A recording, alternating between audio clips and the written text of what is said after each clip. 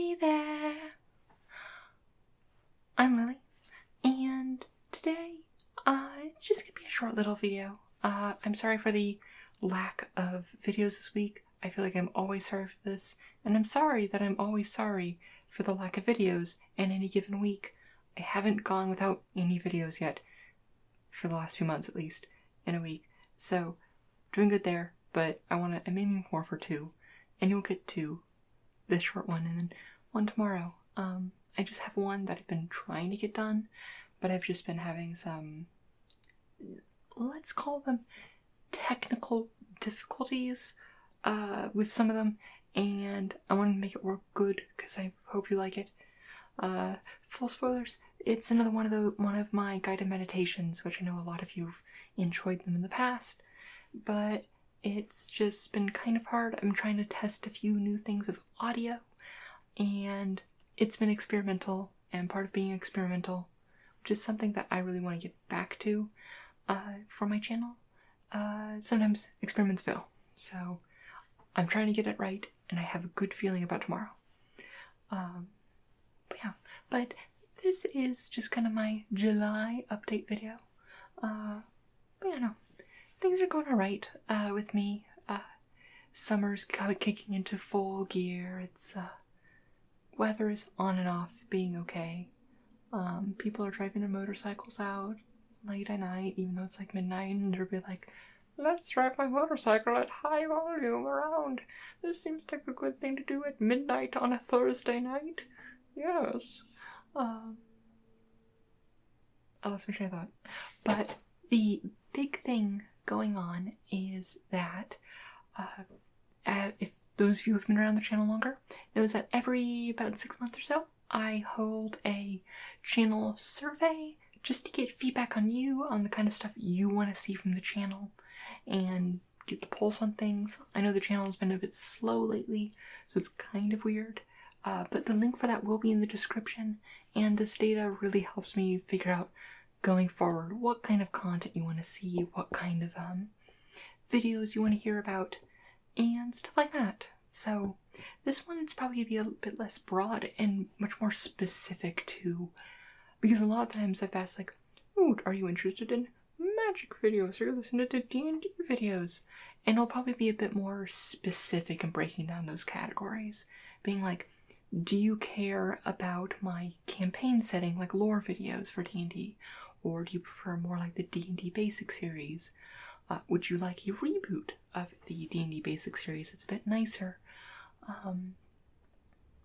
But yeah, so that's there. I lost my train of thought again, but things like that. So it'll be a little bit different from past years, but that information really does help me figure out what I make, kind of the stuff I want to make for the channel.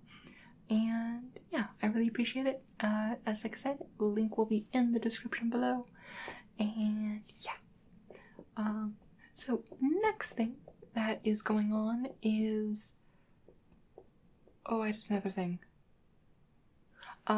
Survey also for any of my patrons.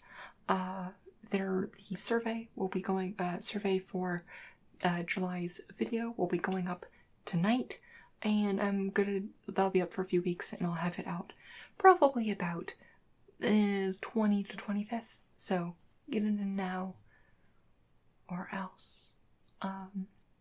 That one's cool. I think what it's going to be is going to be a because I want to go back to alternating between name triggers and more creative stuff, and this one is going to be much more about kind of like NPC design, and kind of things like that, and kind of input and integrating some things with that. So that'll be going out tomorrow, and I actually don't know how this video is going to turn out. The preview of this video is kind of laggy due to the low lighting profile, and I think the computer is struggling a little bit. So if the frame rate is low, oh well, I'm not redoing this. This is a update video. But yeah, so, and now one thing I'm gonna do, because I don't have enough to really justify doing a full video, but I want to open them anyway, and I just have a bunch of packs I want to crack. So I'm gonna do it on this video to just kind of buffer out its length and give myself an excuse to just crack these packs, because I was gonna wait till like after this draft weekend and see how many I got there if I got enough for like a full crack packing video. But then I realized, wait, Lily, you can't go to Mox on Sunday for like their few drafts that they're running because you're running a full D&D group. So I'm like, no, I can't do that. So yeah, we're doing this now. So I have just 3 packs of Magic 2020 that I won from the pre-release because it was pack per win, and I went 3-4. Not 3-4, 3-1. 3 out of 4 wins. I just no, I had a pretty nice deck. It was Teamer, but mostly just kind of like splashing blue for 1 sleep paralysis and an Omnath. But it was primarily a Gruul base kind of stompy deck. It was a lot of fun. It was a cool one. The Hydra is just nuts, and Bag of Holding is just, oh, that is such a good card in Limited.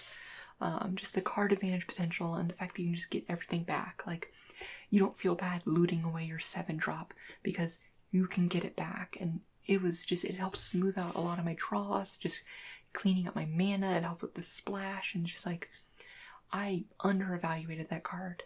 One of the questions on the survey is actually going to be, do you want to see set reviews going forward? Because I didn't do one for Magic 2020, mostly just because the timing was weird. But yeah, but it's one of those things where it's like, if you want to see those things, let me know if you'd be interested in them. Or do you want like not maybe a full set review, but more of like a condensed set and limited set review that isn't going through every single card? But yeah. And then I just have some random packs of War of the Spark lying around that I'm not entirely sure where they came from. I just haven't been drafting as much in paper lately. So I don't have as much, I'm not getting as many prize packs just because I'm not making it out there as much. Although I do want to change that. Alright, let's just start up with the War of the Spark. Let's go with the older stuff first.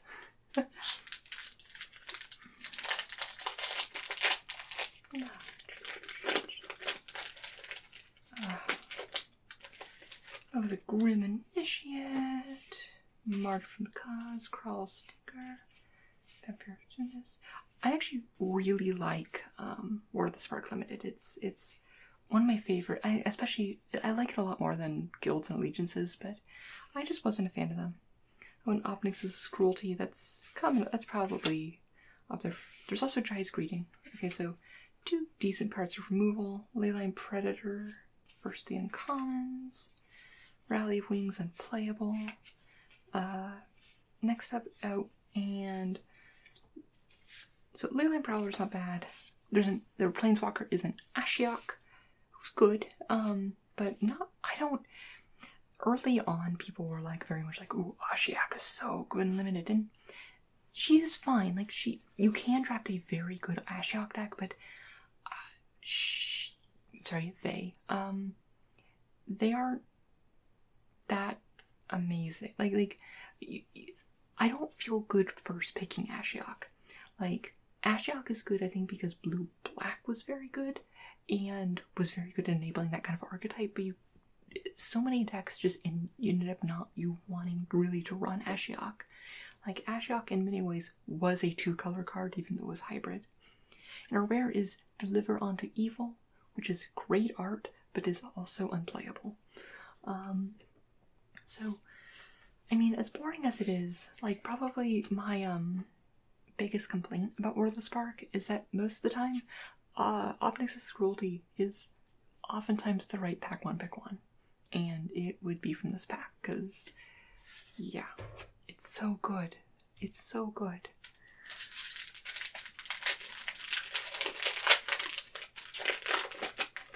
Okay.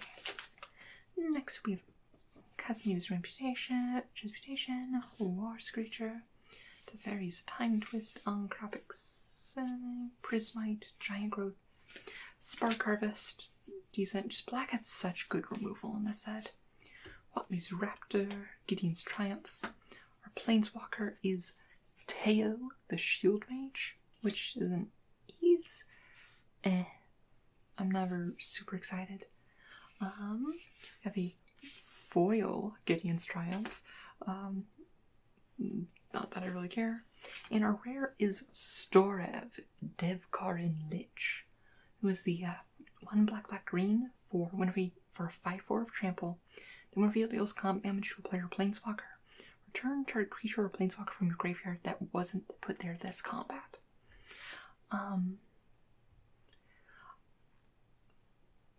Storev I think is the pick, but I think Spark Harvest is also defendable from this pack. Just because one color, that's it. I did like green-black in the set. And Storev is just very good. Like, his stats alone is a 4-mana 5/4 trample. And just the reanimating stuff is very good, even though if he does lock you into black. He's one of the ones where I happily will splash green for. Also one that I don't have for my cube yet, so that's nice.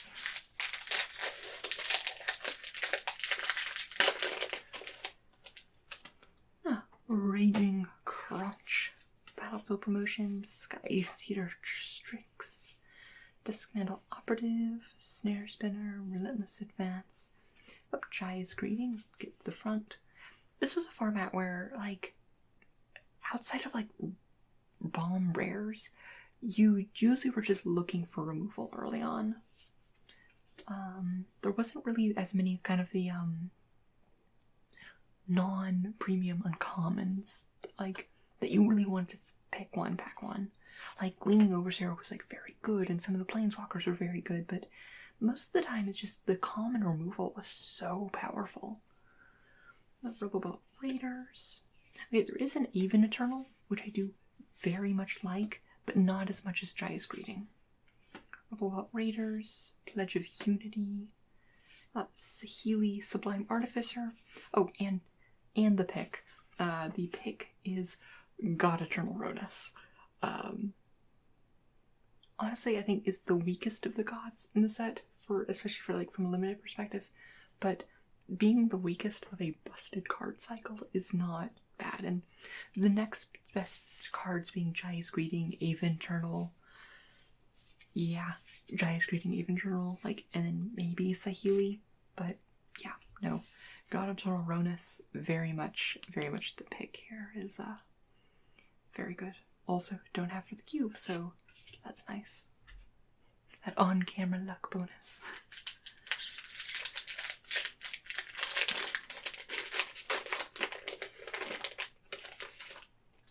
Right. Goblin Assailant, Makeshift Battalion, Summit Spread, Crawl Stainer, Wanderer Strike, which is good, but I'm not really going out of my way to go into white. Relentless Assault, Enforcer Griffin. We have a Jaya's Greeting here, which honestly I'd take over a Wanderer Strike, just because it's like instant speed. It's 2 mana. It gives that scry. Red I like a lot more in the set. Riverboat Raiders, Eternal Taskmaster. I think that's debatable taking over Jaya's Greeting.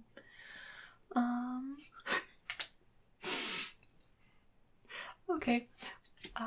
The decision is over, because also in the pack, at the end of the pack was God Eternal Oketra, which is arguably the best card in the set for limited.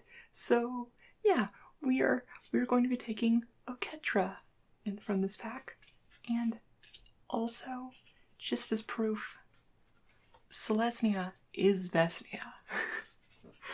Oh wow. Oh wow. Okay. Okay, that's very nice. I'm very happy now. Got Cat God. Alright, just on to the core 2020 packs. Oh, that was loud. Daybreak Chaplain, Fortress Grab.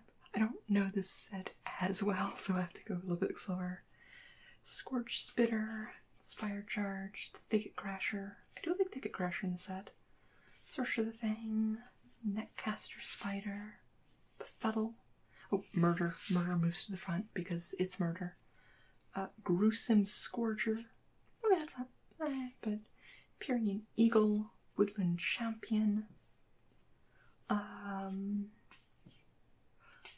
Our rare is Leyline of Combustion, which is interesting, but not really the pick I want to take. And we have a foil in the form of Chandra, Novice Pyromancer. Oh, it's the uncommon Chandra, but it's a foil, Planeswalker, and that's kind of cool. Ooh, she's so pretty. Oh yeah. And she's decent, but I think the pick is pretty easily murder. Like, you have to be a pretty good bomb rare to beat murder. Also, I have mixed feeling about the new token frame, but the elemental bird token is just great. Oh yeah. Okay, next pack.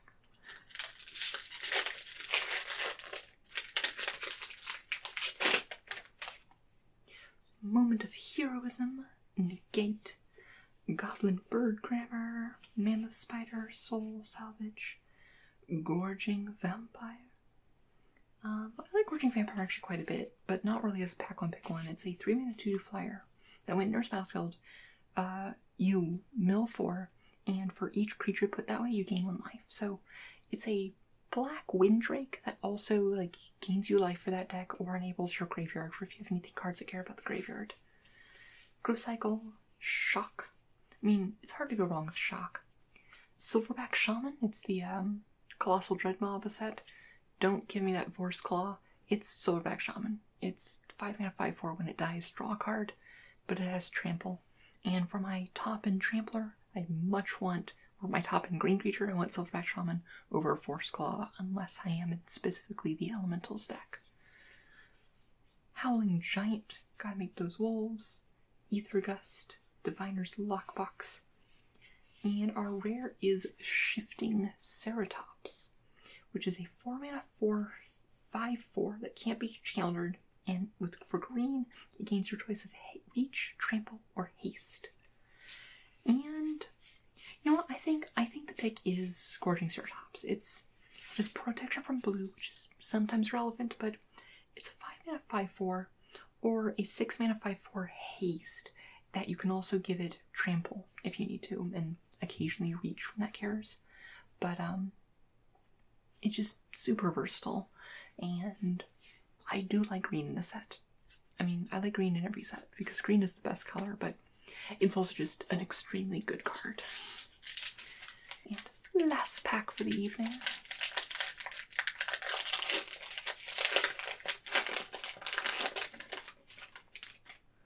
Relentless, Reckless Airstrike, Inspiring Captain, Moat Piranhas, Active Treason,